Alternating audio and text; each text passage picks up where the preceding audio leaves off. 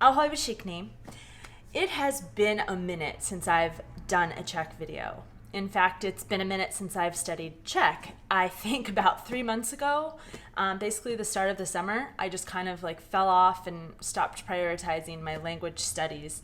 And I really feel like I've regressed. And it's terrible because you make so much progress and then you kind of have to start over a little bit. But I have a very big goal in front of me, and that is in March, I'm able to take the Czech citizenship test. And part of that is not only knowing about Czech culture and Czech history and politics, but you have to pass a B1 Czech language exam. And of course, passing this test is only the beginning goal. My eventual goal is to become fluent and to be able to speak to Czechs on the street and have confidence that they understand me. So I do Czech videos on this channel, and the process is what I feel like is the important thing. So it may appear that I'm speaking to the camera in very good Czech with maybe not so many mistakes, but the truth is that each one of those videos, I write a script, correct my own grammar, so that takes some work. Then I work with my teacher to correct even more of it. We practice it. She helps me with my pronunciation. And then I sit down to film it. And so that whole process is my sort of task, my assignment to learn that Czech. But I've always been kind of nervous about just speaking extemporaneously. And so I thought what I should do for the next 5 months, because I plan to take the test in March, I thought what I should do is I'm going to just film some of my lessons and film sort of my method of working on the Czech and showing you kind of like a few of the parts of the test, so that if you are planning on taking a language test, be it A2 for permanent residency or B1 for citizenship, you can take comfort in the fact that it is not only hard for you, it's hard for me too. So be kind to me in the comments, because this is my first stab at Czech after several months of not studying at all. And hopefully I will progress over the next couple months so that when I sit down to take the test, I have the confidence that I need. So in this part of the test, the proctor will show a picture and you just have to talk extemporaneously about what's in the picture, I think for like 3 minutes. So I'm going to work on it with Eliška, my teacher, and we will see how it goes. Vidíš teď? Jo, ano. Jo? Super. Tak můžeme začít tady tím obrázkem. Tak můžeš prosím popsat, co tam vidíš? Jo, tam jsou doktorka a pacientka, možná. A změří, nevím, srdce, krevní tlak, nebo tlak, Super. krev. Vypadá zdravá. Její možná 40 let. Oni jsou v ordinace. Možná ona je trošku stará, aby byla těhotná, ale možná chce být.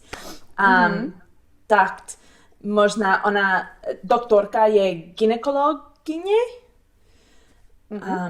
a diskutují, nebo diskutujou, jestli je to možná být těhotná. Jakou máš ty zkušenost s doktory v České republice?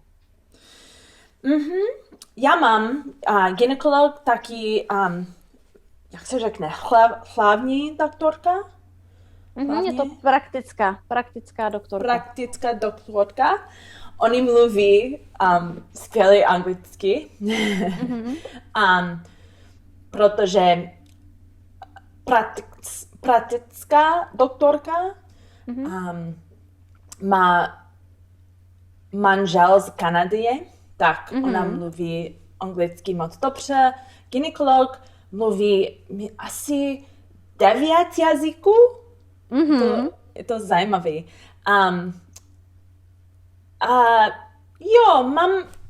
Měla jsem dobrá skutečnosti s nimi, ale naštěstí jsem nebyla možná nezdraví. Měla jsem rýmu, neměla jsem covid.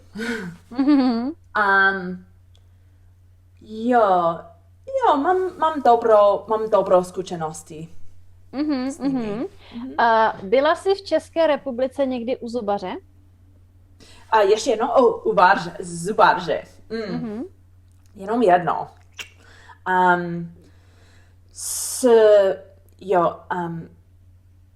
Seznámili jsme se s zubařkou. Ona je z Albánie.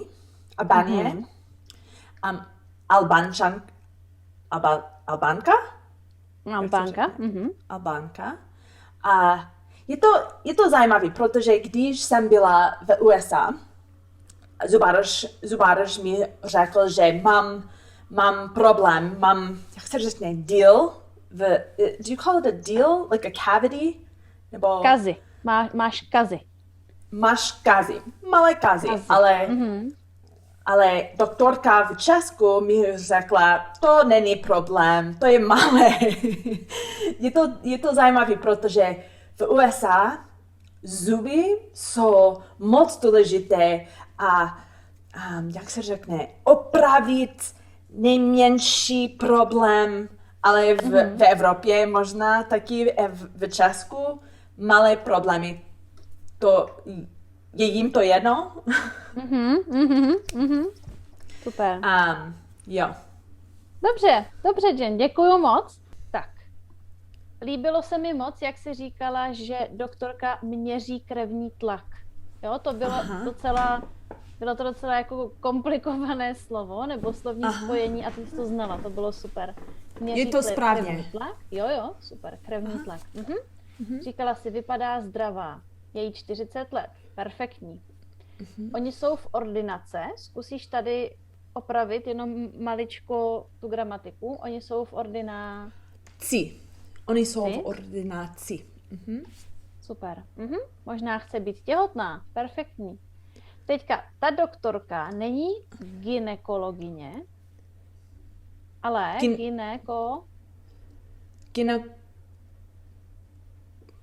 Gynekolog.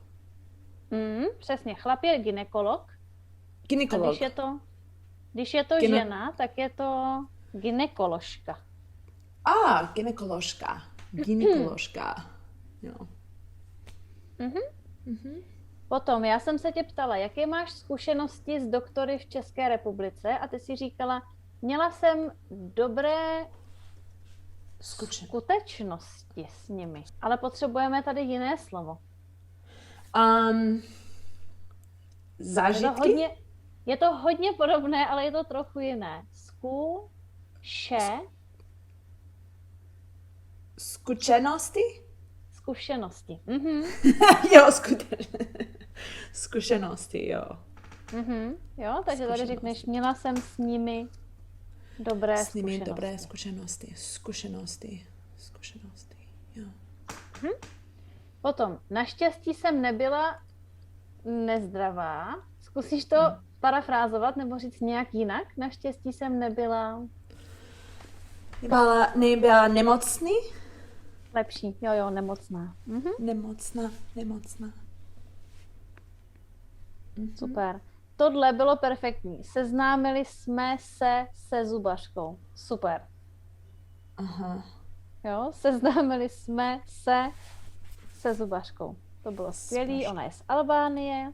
Tady se mi moc líbilo, jak jsi řekla všechny koncovky správně. V Evropě, v Česku. Jo, v Evropě, v Česku. Je jim to jedno. Super. Takže za mě to bylo skvělý.